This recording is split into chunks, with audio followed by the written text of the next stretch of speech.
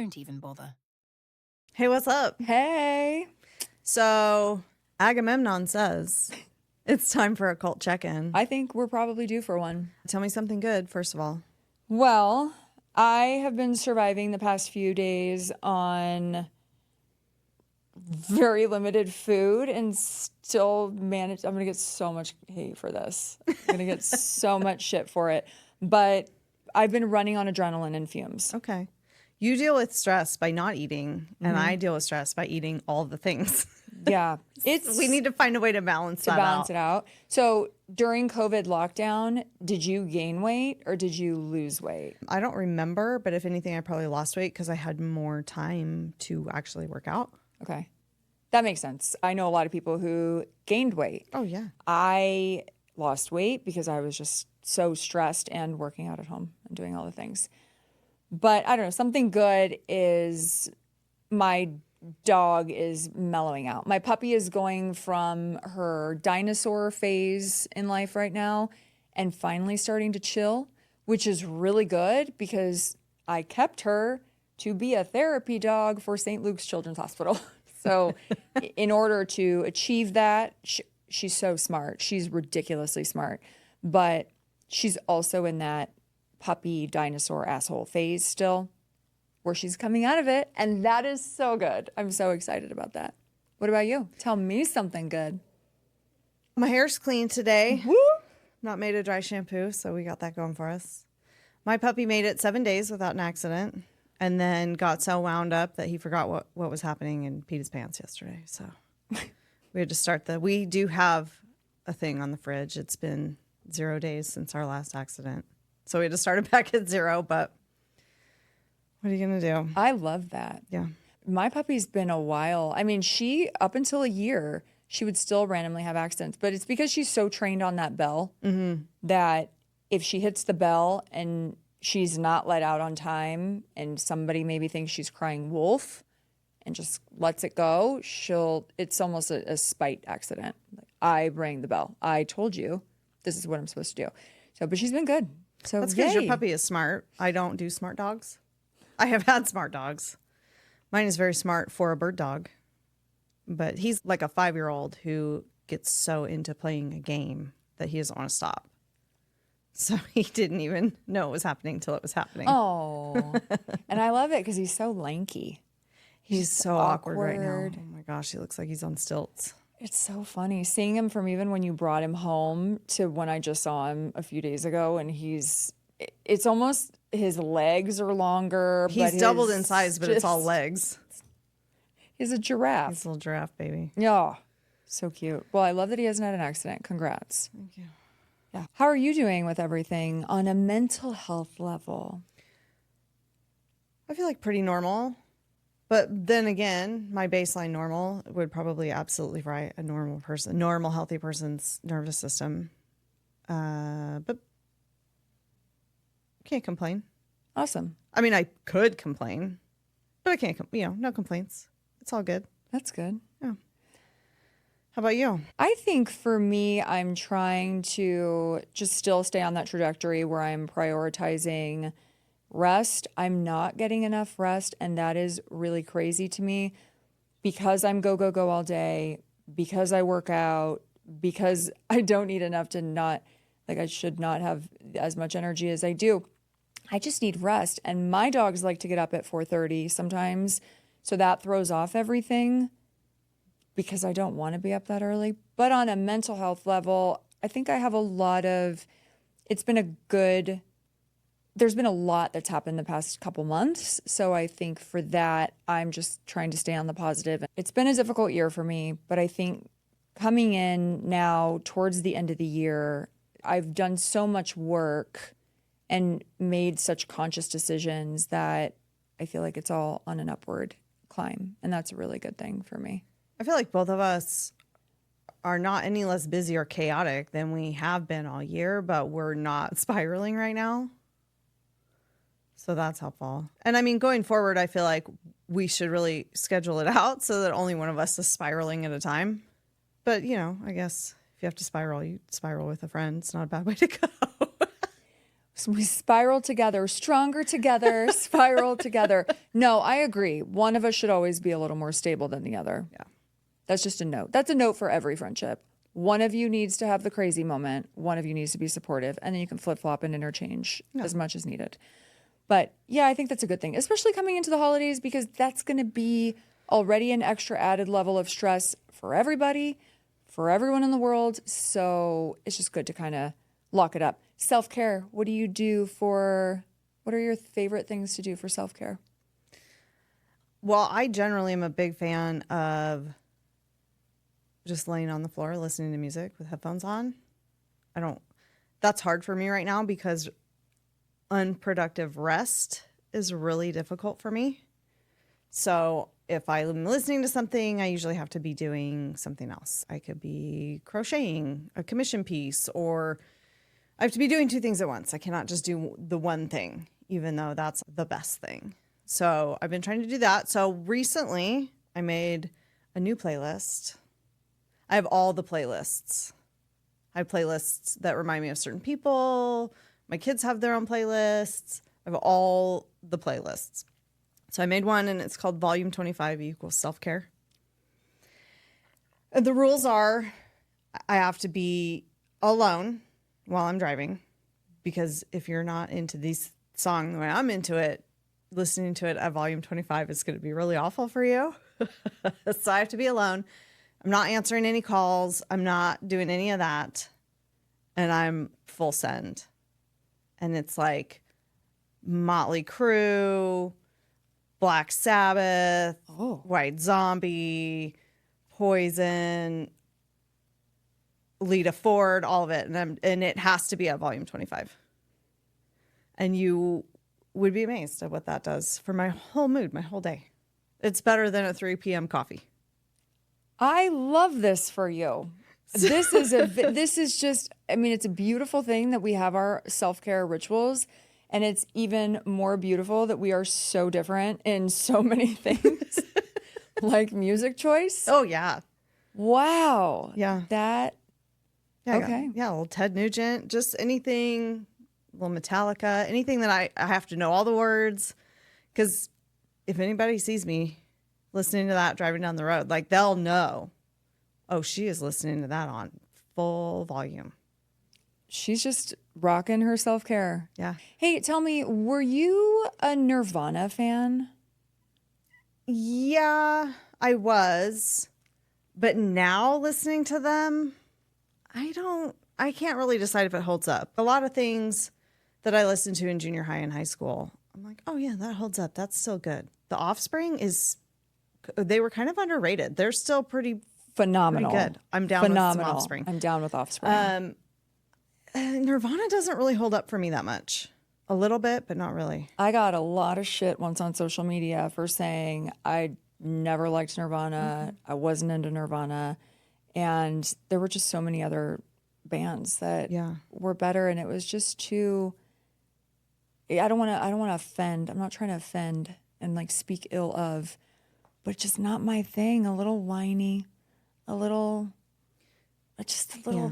The tone's a little off. As far as Seattle grunge music goes, I was heavy into Pearl Jam for a minute. Some of their stuff holds up, but again, that was a weird time in my life, so I don't always appreciate it. But I'm going to tell you that for my money, it's going to be Alice in Chains. Wow. As far as Seattle bands. Okay. From the 90s. Okay, you heard it here first. So, all right. A funny thing I was thinking the other day was because on my Peloton, I've been selecting all these fun, fantastic playlists with these amazing instructors. And there was one 90s playlist that just hit every button, every 90s nostalgic memory. It was so good. And one of the songs on there was one of the first songs that I remember running to my radio cassette player thing when it was on the radio and pressing play and record. Oh, yeah. At the same time that it was coming on, and it was Spice Girls Wannabe. Stop it. Yeah, it was so good. It's so good. And I can still hear the guy, the DJ in my head. And now it's from England's new Spice Girls. And I remember just click, and I had his intro to it at the end. That timing was clutch. Oh my gosh. So good. So that song came on the playlist. And so I'm immersing myself in so much nostalgia right now because of the Peloton, because I don't have access to all this music in my library of tunes that I've got music from college days when we were downloading ourselves Napster, LimeWire, and then people I've dated, I've taken their music collections. So I have so much music. They just need to go through it. But yeah, Spice Girls is on that playlist, and it gets me freaking going. But then there's also Blur. And I mean, the most random things. There is a Nirvana song on that playlist, which is why it's in my head, and I'm kind of just, meh. It's not my favorite. Blur song 2 was pretty good. That was it. I can get down with some Blur song too. And it was just, it's quick, it's short. Yeah. It's like a power workout move. So then you're disgusting and satisfied at the same time. It's really wonderful. I would say self-care for me is, have you read any good books lately? No. That's unproductive rest. I don't have time to read. I don't make time to read. I miss reading. I miss having the time to read. And I would hope that it's going to be more of a winter activity for me also, if I can't do anything, if I can't go outside with the dogs because it's icy. I'll get down with a puzzle, but I also want to read. I've got Chaos, that book about Charles Manson, and I want to finish it. And I think it's 500 and something pages, like carry the 2. I think I'm 40 pages in for the past 3 months. So that's winning. I'll tell you what book I read lickety split like over in a matter of a couple hours was The Subtle Art of Not Giving Up by, oh gosh, is it Mark Manson? It's something. He's amazing. I'm going to look it up so I can, you got to read it. I have it. I have a stack of probably 15 books on my bedside table that I look at every day and go, I can't wait to read those. And then I never do. It's Mark Manson. And I'm going to let you read it because it's such an easy page turner, but it's easily digestible. Whereas maybe Chaos, the Charles Manson story, is a little heavier. Oh, I'm also still reading Good Energy by Casey Means. Okay. Here, let me sum it up for you. I have a book that I've had for probably 3 years about undiagnosed ADD in women that I'm a third of the way through. I mean, how perfect. Is your picture on that book? It probably should be. I probably should get royalties from it. Holy smokes. Wow. Yeah. Okay. I tried the RFK book. I really wanted to read it. I think Fauci? About Fauci, yeah. That might be one that I have to listen. I never listened to an audiobook, but when I opened those pages and the font was to the end of the page. Ooh, tiny margins are rough. It was the tiniest margin. It was a non-existent margin. It might as well have been no margin at all. So I think because of that, I can't do it. My self-care, gosh, I don't think I've done anything for self-care in a minute. But I would say in the recent couple months, I was on a lemon curd kick, which you partook in. You got to reap the benefits of that. Yeah, I was on let's find a different recipe that I like of lemon curd. So that was fun. You gave me 2 containers claiming that they were different recipes and made me taste test them. And I was like, yeah, I can totally tell the difference. And then turns out they were the same batch. That was amazing. That was so funny. And I was so bummed when that happened because I gave you 2 of the ones that I liked more. So that was it. I didn't have any more for me and I had to just remake it. But it was so funny when I realized it when I got home. Because sitting in your house as you were trying it and you were dead set. This is the power of the mind, though. It's wild because I was like, yep, sold. I can tell the difference on this one. This one's more this one's, and I get home and, oh, actually, wait. They're the same. So I'm just real supportive. You went with it. Let's go. Tell me what's different. Let's do it. And you did it. So delicious, though. I will make it again. Maybe I'll throw in a 3rd recipe for S's and G's, just to be, why not? Baking is typically very therapeutic for me to bake for others. I love baking. Mm-hmm. It is really therapeutic. I don't want to keep it in my house. I just want it to smell good in my house. Depends on what I'm making. If it's biscotti, I definitely want to keep those. But I just really want to give it to people. It's the whole ritual of baking and everything. But yeah, self-care, I would say for me is, I don't know, taking a bath, sitting and putting a face mask on or something and chilling and having pure quiet. There is nothing more beneficial. I love my music, but there's nothing that I like more than sitting with no one to talk to, pure quiet, just to recenter my thoughts and everything. It's a really nice feeling. I enjoy that. Also, self-care for me is watching multiple times. I will rewatch Game of Thrones forever. And that's if I have the time to sit and watch something, that's kind of self-care for me because I never do that. I don't have the time. That's why I binge all the same stuff that I've already seen. Yeah, I like rewatching things because you don't have to work as hard mentally. And also because I can't tell you the last movie or TV show that I haven't figured out exactly what was going to happen immediately in the first 10 minutes. And it's kind of become a joke at the house now. Well, that's the bad guy. And then it's fun to see, oh, yep, I was right. Look at that. Oh, well, that guy's in love with that girl. Okay, let's see how this plays out. I like watching things that I've seen 100 times. And then I can just quote along with it. And that's and always annoy everyone who's watching it with me. Yeah, but that's always so fun to be able to know what comes next. And I do feel lately, and I don't know if it's just movies that I'm seeing or TV series, but when you're watching something and you're quoting the next line that this person is obviously going to say, because it's become so obnoxiously obvious that I always say, I need to start writing shows. Like, I should just start writing shows. We should just write a show. You know what, though? The problem is that all these shows are so obvious and predictable. And if I wrote that, I would be pissed about it. This is garbage. This is so fucking predictable. But maybe it would be a hit. I don't know. It would have to be a hit because that's all you're getting these days is this same shit that people are doing. Where if people that aren't even fully paying attention, because I know the way you watch TV, it's the way that I watch TV. We're doing something else also. So if I'm doing something and I'm still picking up on it, you need to get it together and you need to do better because they all went on strike, all these writers, and they came back and they gave us the same shit. So I just... Well, and really, you don't even have to come up with something new. Do an Agatha Christie.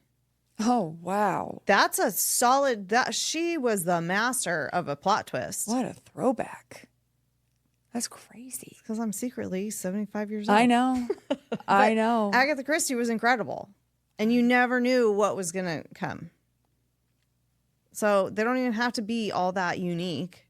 Just really go back to some classics and redo that. If you're going to be redoing things. But stick to the characters, please. Listen, I don't need female Ghostbusters and shit. I will tell you one show that is, I will ride or die for that show. I never knew what was coming, and I will rewatch it like Game of Thrones all the time. In the, dead of night when it's quiet and cold outside, and if a noise happens in my house, I get freaked out. I don't care. I will watch Criminal Minds. Criminal Minds is a phenomenal show. You never knew what was going to happen in any of those episodes with any of those plots or cases for the serial killers. It is heavy and gnarly and sometimes graphic, but it is a great, great show. You never watched it, did you? Mm-mm. It's a commitment because I think the main show was 14 seasons and then they had spinoffs. So I think we just finished 17 of the spinoff version.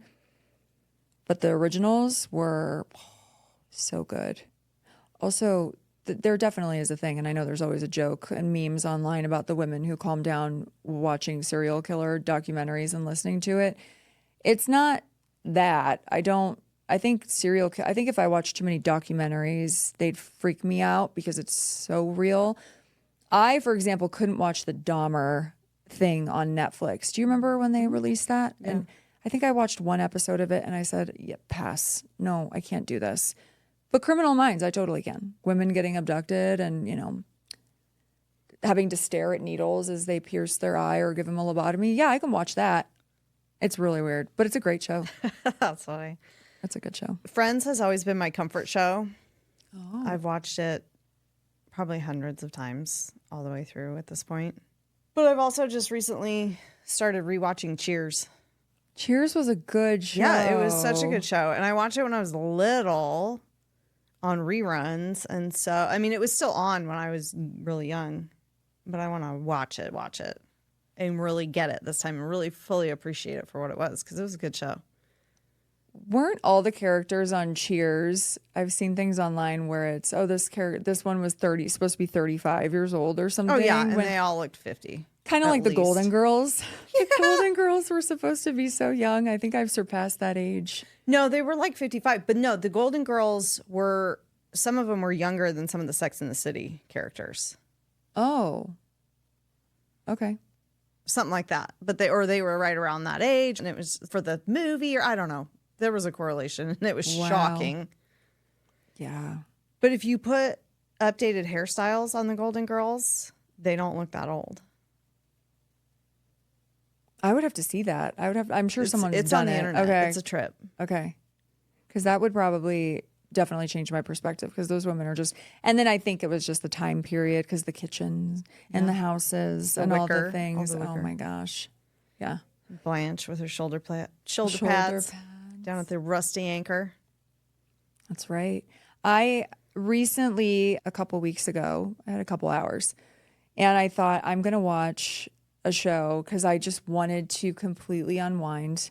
And there's a show, I don't know if you ever saw it, it's called What We Do in the Shadows. Mm-mm. It's so stupid. It's amazing, though. It's vampires in Long Island. So there was a movie, okay? Okay.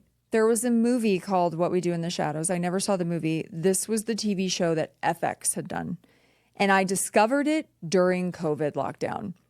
And I was obsessed. So it's this group. They live in a house together. It's a trio of there's 4 vampires. It is so stupid, but it's also phenomenal. And it's a documentary, almost like The Office. So the camera's following them around, and they're talking to the camera. I mean, it's worth a watch. It's on Hulu. I don't like that I have to fast forward or wait for the commercials because I can't fast forward, but it's definitely worth a watch. Okay.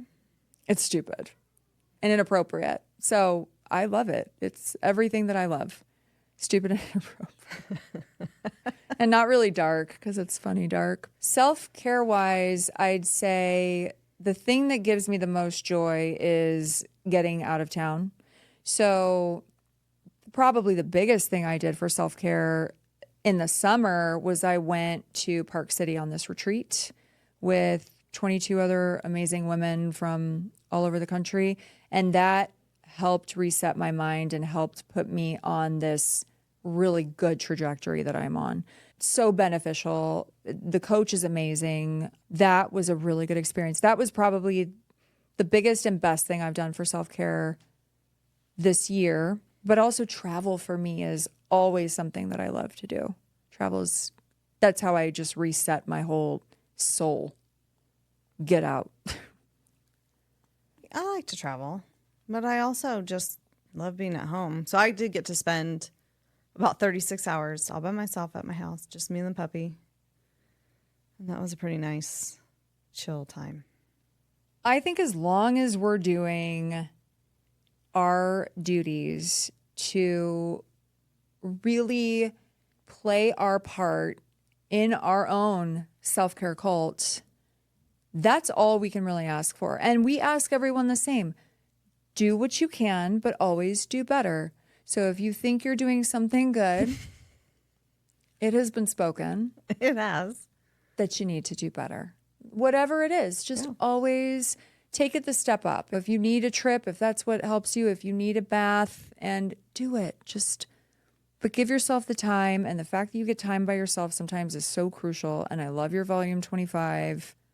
Self-care. These are the things we need because they've been ordered, not by us. We're just the messengers. I mean, Agamemnon says. Yeah, he does say. I don't want to get in trouble with him either. I still don't know how we're going to monetize this cult because I feel like that's a component. Retreats Oh, okay. in foreign places. Oh. Not our own retreat center that we can have full control over? I mean, eventually. But in the beginning, retreats. And as much as everyone likes Thailand, I'm going to say no. Because in the 90s, I saw Broke Down Palace. Is that the one where the girl gets arrested for unknowingly smuggling drugs? Yep. Oh, yeah. I think we were all traumatized by that. I will not go to Thailand because of that. Because I am convinced that somehow a little tin of drugs is going to make it in my backpack to go on an overnight trip to another island with you and some random person that smuggles it in my thing. So, no Thailand. It's not happening. Yeah. People love it though. They go, everyone talks about it, and they always say, you really should go. The cost is amazing. Your dollar stretches far. And I think my dollar won't stretch anywhere when I am in a Thai prison with cockroaches that go in my ear when I'm sleeping on the floor. Oh. Because that happened also to Kate Beckinsale. And I will not. Is that partake. who that was? Claire Danes and Kate Claire Beckinsale. Danes. Okay. But Kate's the one that got the thing in her ear. And then, spoiler alert if no one's seen it, but I mean, We're talking about a 25-year-old everyone's seen it. What was your verdict on that? I really thought that Kate Beckinsale took the drugs, and Claire Danes literally took one for the team because she was kind of the mess up girl, and Kate Beckinsale had this bright future. And I think she took it for the team and stayed in that prison and was going to appeal and do whatever and just kind of live her life in this prison. I don't think that that's how I ended the movie. I don't remember it well enough, but You should rewatch like I it. remember watching it, but I don't remember those details. Oh, well, only one of them got out at the end. And it was Claire Danes pushing Kate Beckinsale because her parents had gone to see them, and they yelled and scolded at Claire Danes for getting the daughter into this predicament anyway. And I really think that it was the daughter. Yeah, I feel like for most of high school, I was the mess up friend, even though I didn't mess up that much in high school. I was a pretty good kid, but a lot of girls that I was friends with were the goody two shoes kind of girls. And so that tracks. That seems like a realistic plot line. It was also terrifying enough that Katusha will never go to Thailand. Okay. I don't care if someone's getting married there and it's the best wedding ever and everything is paid for with a first class ticket. I think I'm never going. Oh, if somebody was going to pay for it, I would probably go. Okay. But I'd have all my shit on lockdown. Yeah, I don't think I'm doing it. Anyways, we would go on a retreat. Okay. Again, I still say this is either the best or the worst cult in the world. It's going to be the best. It's just going to take time. I think everything takes a little bit of time. Okay. You know what I mean? Yeah. You've got to build the momentum. We still are trying to lock down exactly what we're calling it because we want to be all encompassing, but also get our message across. And we don't want to make it like the church of, right? Right. No, because so I mean, I'm still going to mass on Sunday, so right. So we can't let it conflict. I don't want to overstep there. No. So it just has to be some beautiful title that encompasses everything that we're about. Self-care, harmony. For entertainment purposes only. Of course. But we would love input from anyone. So, to write in and email us and let us know if you want to be a founding member of this cult. We could have different levels. Oh, sure. If you want to be a founding member and help us create the structure a little more than we already have, because there are number ones and number twos. There are you have the sergeants and things like that. Henchmen. And the henchmen. Or the Flava Flav, because you were going to be the Flava Flav, you said. And the first mate. the first mate. So you have those people, but then you have officers, Okay. right? Yeah. So I don't want it to be too military-y, though. no, it wouldn't be militant. It would, well, we'd come up with different names, but I'm just saying the order of the hierarchy. You have to have a hierarchy. Well, sure. Different tiers. Different tiers. I feel like that's Maybe they get a better meal package. at the retreat. Yeah. Yeah. Okay. Is this a commune? Did we decide? I can't remember. I really can't remember anything that we've already laid out in the charter. Is it a commune? We are going to really nail down a charter soon. We're going to really create every detail that goes into that. I'm real bad at a group project. So I don't really know that I want at it. I don't know that I want to do group project living. Okay. Well, I'm pretty good at group projects, so we're just going to nail down the rules. But yes, founding members, open to that, just for your creative input, I guess, and feedback, constructive feedback, creative input. Not militant at all. But yeah, are we on a commune? Yes, it's a village. Okay. We're not going to call it a commune. I mean, not the village. No. Will we just consider it like a homestead? Oh, very current events, very trending. Sure. Will we have a bunker? Yes, but only for top tier people. Obviously. Yeah, for sure. But there are so many random cults. Yeah. None of them are this cool. Ours is going to be amazing. Ours is going to be cool because I'm telling you, it's going to be the best. You don't worry about it. It will make money. We will be fine. Okay. Speaking of, I've been doing some research into cults. I love this. And I went down a fun little rabbit hole. I read a really random article about a professor at a very liberal college. Whatever. The professor calls them intentional communities. And she says that they only get labeled cults when things go wrong. So I like that we're already ahead of the curve. It's been decided. But then the article also incorrectly goes on to state that only the IRS can declare something a cult, which is not true. The IRS just decides if your religion has tax exempt status or not. But in U.S. legal code, there is no legal definition of a cult or a religion because that would violate First Amendment rights. However, you can find some general cult guidelines, if you will. So things like a charismatic leader who is the ultimate source of authority and power. So we have Agamemnon, our blue betta fish, who is immortal. And us, because we speak for. Yeah, I'm going to go ahead and say I am not that charismatic, but that's fine. It's going to be us, though. Okay. It has to be us. Okay. I mean, get a couple drinks in me. I can be real charismatic. We'll get you charismatic. We'll make it happen. We need an ideology or a belief system that answers all of life's questions. That's really like I was talking about, hitting the pain points. Sure. We need coercive control and manipulation.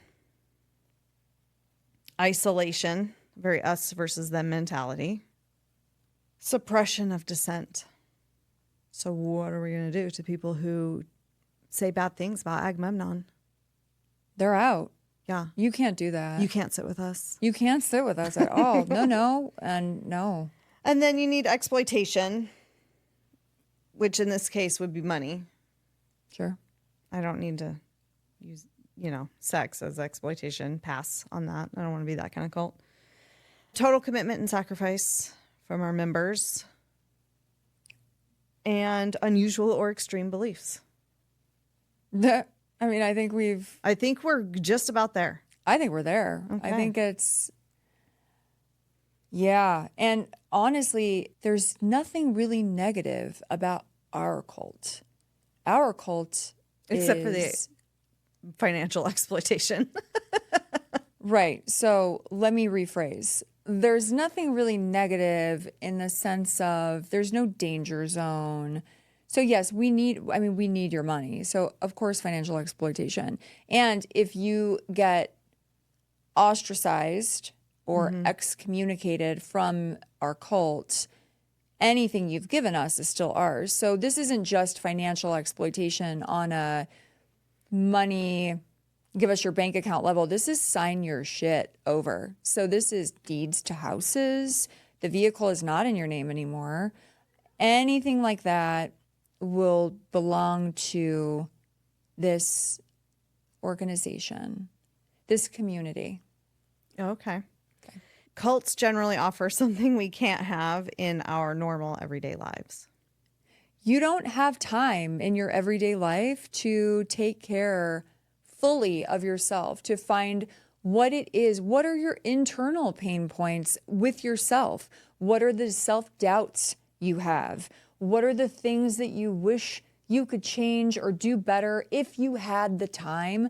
We explore all of these options and make it very easy and attainable for people to have them while living in a very peaceful, calm community where they're providing value not only to themselves and receiving from their community, but they're bettering themselves. Like, how do you say that? They're bettering themselves every day, which is something that I don't care how much balance you have in your life. There is no way that anyone with a job, a family, a pet, anything can fully immerse themselves into handling their own personal shit and be exactly the person that they should be. But in our culture, you can. When you're not building bunkers. Yeah, for us. Okay, so speaking of fun cults, I have a cult to tell you about. A real one that really happened. This is a true story. So, between Boise and Portland, along I-84, is a town called The Dalles, Oregon. The Dalles? The Dalles. It's the county seat of Wasco County. And it's right along the Columbia River. It's a cute little town. I've been there many, many times. So just outside of the Dalles in rural Wasco County was a little tiny town called Antelope, Oregon. And in 1981, Rajneesh, I don't remember his last name, Indian man from India, who also went by the name of Osho, declared that he was a guru, and he and his followers moved into Antelope, Oregon, and built a compound and renamed the whole town after him, Rajneesh Param. His followers were Rajneeshis. They, being an Indian guru, it's not surprising that he was very into yoga and meditation, except that regular yoga and meditation wasn't good enough for him. So he created his own brand of yoga and meditation that he insisted that his followers practice. He insisted that his followers live fully in the world, whereas a lot of yogis want you to kind of live disconnected from the world. He wanted everybody to live fully in the world and participate in society and politics and things like that, but be completely disconnected from the world. And so pretty much any part of Oregon outside of the I-5 corridor of Portland, Corvallis, Salem, Eugene is pretty agricultural. They're pretty conservative. Christian values, things like that. They were not super pleased about this new community in their county. And so county residents fought pretty hard to kick them out, but they really couldn't do much about it. And this community just kept growing. There were whole busloads of people coming in all the time, and they were building whole buildings. They had huge canvas tents. It was a whole community on this property, this massive property. Wait, how many people ended up being there? Was there people? We're talking thousands? Probably. So wait, they took over Antelope, Oregon. No more Antelope, Oregon. I don't think so. Oh. And the residents were kind of on the verge of getting their way, and a local election was coming up. And so the Rajneeshis put up their own candidates, and in an attempt to sway the election, they decided to incapacitate as many voters as they could in the biggest voting block of Wasco County, which is the Dalles. So they went to, I think, 10 different restaurants all over the Dalles and poisoned all their salad bars. And this is in the 80s when salad bars was the thing. What? They poisoned these salad bars with salmonella, got hundreds of people like violently sick. Oh. There was a plan, I believe, I could be wrong, but I believe to also threaten the water supply. And then Rajneesh actually rolled the bus on his number 2. She was in charge of all the poisoning attempts and all of that. He was just this lovable old guy, old guru. And she was kind of the diabolical mastermind behind the whole thing. And so she was the one doing the dirty deeds. And the district attorney, the U.S. district attorney for Oregon, started investigating them at the request of the Rajneesh. And so this number 2, Sela, was actually convicted of attempted murder because there was a thwarted assassination attempt on the U.S. district attorney. Or U.S. attorney, I don't know if that's different. But anyway, on the U.S. attorney of Oregon. Oh. Yeah. Okay.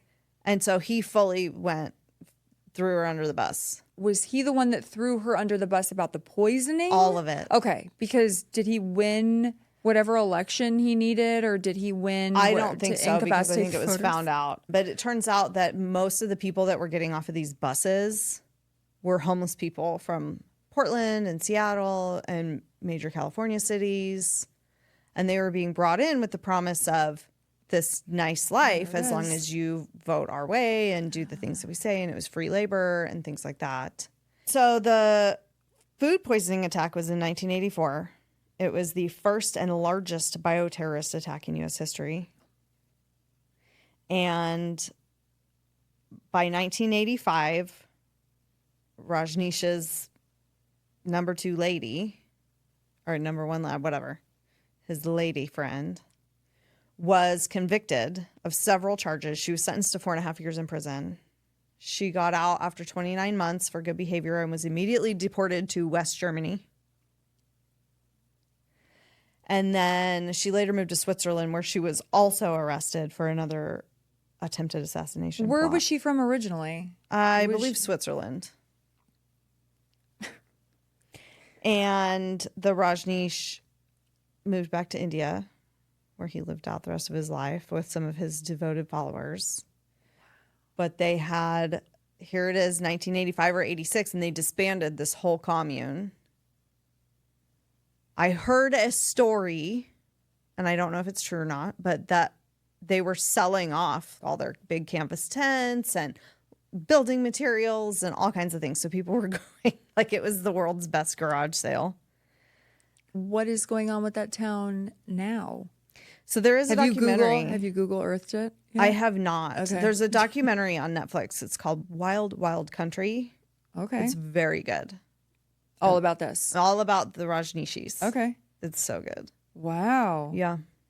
So how far would this place be from Portland? How far is the Dalles from Portland? I'm going to say about an hour and a half. Oh. Hour and a half, 2 hours. Okay, so we're not talking very far.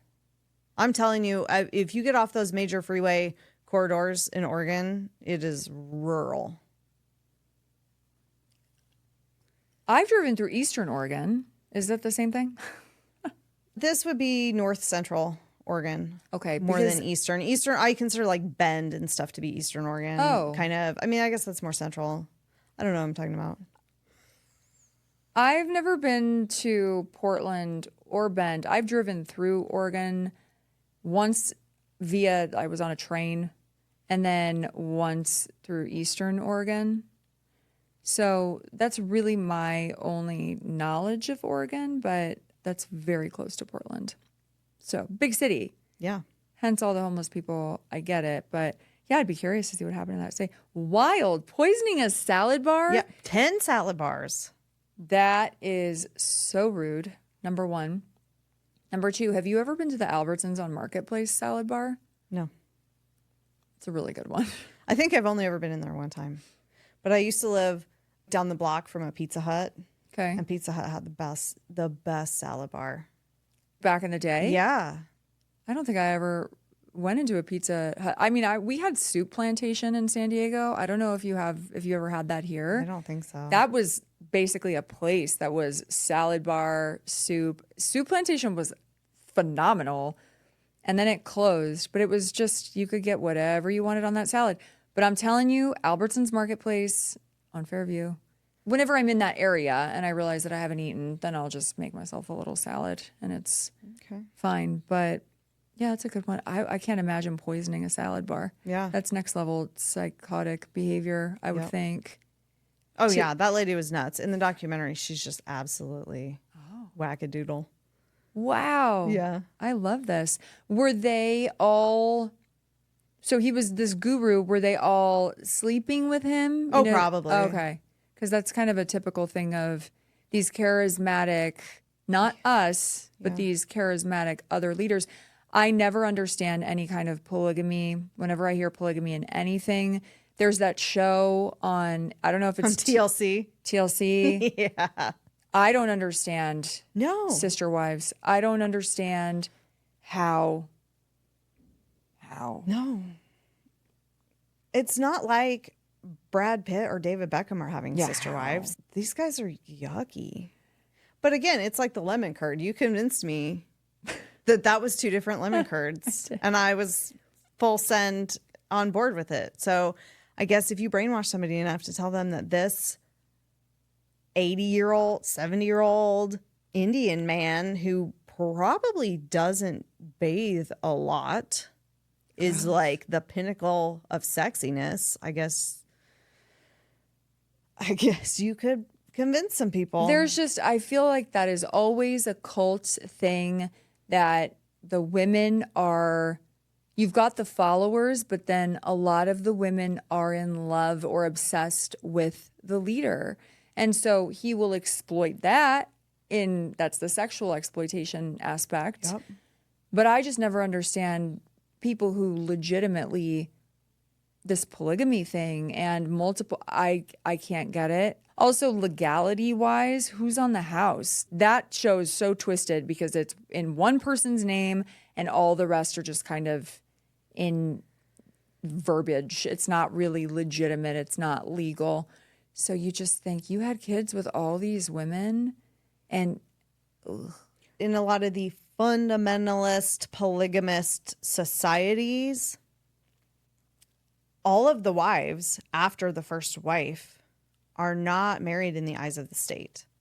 And so that's a single mother with 35 children. And she doesn't have a job. Therefore, she gets food stamps and WIC and welfare and all the government assistance. oh, there's so many levels and layers. So we're all paying for that. Just stop. Yeah. Don't do it. Don't do it, girl. Don't do it, girl. Just be married to one. Just have one. And don't be a sister wife. Yeah. That's weird. It is weird. I was an only child, though. I'm really good about sharing things, but there's a limit. I feel I don't want to share my drinks, you know? No. And I don't want to share a spouse. I think that's probably borderline. No, it's fully super disgusting. Yeah. So I'm okay. I'm okay just being single. I'm good. Fair. I'm good with it because I am not about to play in that sandbox where other people don't wash up. I have been known to write my name on food in my own house. In your own house? So that my own family, half of whom I created, don't eat my food. I try really hard not to do that because I feel like that's gross behavior for a mom. So sometimes I'll just, if it's like good chocolate or something, I will hide it. Absolutely. And there is no shame in this, Megan. No shame at all. I don't have to do that in my house, but I understand where you would. And I had a roommate who's a good friend of mine. So back in college, I had a roommate who we were in a suite, and one of the suite mates was going into her room and taking her food because she always had the best snacks and food. And one of them would go in there when she was in the shower or when she was in class and take her shit. No. Yes. And so she started writing her not only name, she started writing messages, notes on it. And then she started to see that her stuff stopped getting taken because it was just nasty grams. But also get out of someone's drawers. Yeah. I'm okay with you putting your name on it or hiding it. Hiding it, I feel like, is probably the move for you. Yeah. I also, when I was in veterinary medicine, we all put our names. We had a label maker that we would all put our names on our own pens. And so to this day at my house, there are pens that say Megan, and everybody's like, can I use this pen? Maybe. Are you a pen stealer? I'm not a pen stealer, but if I'm at a restaurant and they hand me a real good pen, then there's the kind of pen that if I see it, I know I will trade them. I have pens in my purse. I'll trade you. Can I have that pen? I'll give you this pen. I love pens. I love pens. I do. When I worked in restaurants, I would always have, in my apron with my little book, I'd have 6 or 7 pens clipped on because you can never account for someone who's going to take them. But I also like good pens. So I would have good pens and just know maybe at the end of the night, 3 of them are getting tributed out because somebody stole my pen. And that's fine. But then when I see a really good pen somewhere, I don't do it at restaurants because having been a server, you understand sometimes they don't have another pen at the moment. But I will do it at doctor's offices because they typically have multiple. So if doctor's offices are investing in good pens, I'm taking them. If that's a branded pen, then they want you to have it. They want it out in circulation in the world. And even if it's not branded, but they just have multiples, like a Pilot something, I'm taking it. I still have pens from the hotel that I used to work at. I loved those pens, and they still work. Hotel pens are great. And that was like 15 years ago, and they still work. And no one's allowed to use those pens. They're thin? No. Are these thin? No, I don't do those thin pens. But I don't want a big old fat pen either. I just like want the a normal thin, human pen. like Hyatt, Hilton, Venetian. They've got these thin little pens that I have, and they're perfect to stash everywhere. Backpacks for travel, next to my Irish whiskey. Everywhere that I need to put travel things, those pens go because it's just so easy. And they're every purse, they're small. I like them. I like RSVP pens. Now I think I've graduated to RSVPs. Are you a blue ink or a black ink? Black ink. Oh, okay. But then I have a desktop calendar that I color code to things. So then I have. I do too. Yeah. So I have felt. I used to use Sharpie ultra fine tip markers, but then I couldn't find all the colors that I liked and one would run out. So I just got a pack of felt tip, almost paper matey, something like that. So I'm excited. I haven't opened them yet. I like office supplies. I've got boxes, fabric boxes that are all labeled in my office. This is pens, pencils, and I'm a nerd and I like a label machine maker. It's a lot of fun for me. I love office supplies. I do too. Post-its. I love it all. Oh, yeah. Yeah. Post-its all day long. Yeah. Yep. I'm a blue ink girl. Okay. Or a color. A color. I love a color. Not red, though. Get the fuck out of here with that. Which is funny. As an editor, you would think I'd be red ink and everything. But I recently bought a pack of pens that I thought were going to be fun neon colors. And they were all black. Oh, disappointing. I was so sad. What a but they heartbreak. write so nice. So I can't really be that mad about it. It's the silver lining, I guess. But I think when you have an English brain, though, because I have that also with my degree, whenever I see anything, I am notorious for, if people send me texts or emails, they know that I read things with a red pen in my mind. So I will spot the error immediately, and then I'm almost unable to look past it. So that's a let it go type thing. it depends on what I'm reading and who it's from. If I'm at work, then I'll spot the error. I don't proofread people's text messages to me because I've had people say, I'm really nervous to send you a message. And I mean, if I don't like you, I will, but I find errors a lot. And it depends on if I may not say anything either. And I like to look at people's websites just because I like to see what looks good, what's going on for when I have to make websites for people. And I really struggle with, do I email this company, this small business, and tell them that they have a misplaced comma in their website? A misplaced comma, I don't know. But if it's a restaurant and it's a menu, because I know I've been at restaurants and I've taken pictures of the menu to send to you, and I'm just, someone's got to say something. And I don't want to say it because I'm there. I also don't care enough because I'll never go back to the restaurant. But when I see things misspelled in restaurants, drives me batty. Yeah. It's a restaurant. You should have had 17 people proofread that. You can't do it incorrectly. Yeah. Anyways, it just drives me crazy. That should be a thing in our cult also, is that You have to have proper grammar. grammar. We're proper. We don't, no slang allowed at the retreats. We really try to be eloquent. Like high tea? No, not high tea. I'm going to fail at that. No, not high tea, but just, I don't know. Like the Queen's English? No, but just proper grammar. Okay. Which we'll be mellow about it, low level about it. So at a certain tier, you get a dictionary and a thesaurus? Yeah, I think that would be like an initiation gift almost. Okay, well, that got way off topic. Yeah. But I think if people want to join our cult, they can give us lots of money and bring nice pens and coffee. Bath bombs are appreciated. And office supply products. Office supply products. Our cult is really weird. branching into, I love a funky pen though too. So I have a little avocado pen that lights up. It's great. So yeah, our cult's branching out. But if you have any ideas for it, I would say write into the email. It's in the notes. Or shout out on Instagram to us. What is our email? Our email is don'tevenbotherpodcast@gmail.com. And on Instagram? @don'tevenbotherpod. That's also what it is on YouTube.